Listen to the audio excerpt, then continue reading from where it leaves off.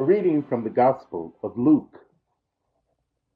On the way to Jerusalem, Jesus was going through the region between Samaria and Galilee. As he entered a village, 10 lepers approached him. Keeping their distance, they called out, saying, "Jesus, Master, have mercy on us." When he saw them, he said to them, "Go and show yourselves to the priests."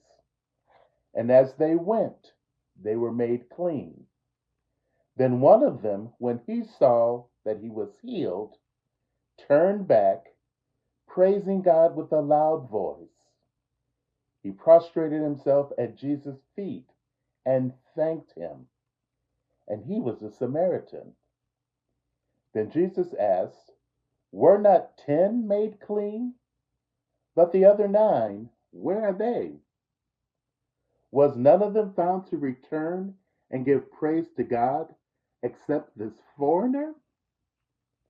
Then he said to him, "Get up and go your way. Your faith has made you well." The Gospel of the Lord. I love the story from the Gospel of Luke, even though it kind of troubles me as well that these 10 men are identified by the condition that they have. They're called 10 lepers, and they're excluded from community. It's painful that they have to distance themselves and warn others not to get too close because they are unclean. I can imagine that type of isolation. The closest we had to that, of course, was years ago during the pandemic, and we had to distance ourselves from one another, and there were signs all over the place, stay at least 6 feet away from each other. It was a very difficult time. I can imagine living with that all the time. Yet Jesus, going where he shouldn't be going, approaching who he shouldn't be approaching, is near these 10 men with his condition. And it says, when he saw them. I find that phrase very important in this short text. When he saw them, and the response when the one is healed, when he saw them. But the first one Jesus sees. And once Jesus sees, he heals. And he tells them to go and show themselves to the priest. He has healed, he has approached someone, 10, who are unclean, shown mercy and healing. And they all go and do what he requires. Yet there is one man who's identified as a Samaritan, a foreigner, who's singled out in this as being the only one who turned and gave thanks. All of them were healed in body, yet it seems this man was also healed in soul, in spirit. He gets an extra blessing with that gratitude. When he saw that he was healed, he gave thanks. When Jesus saw, he healed. When this man saw, he gave thanks. And so thanks, gratitude, is an important part of this faith journey.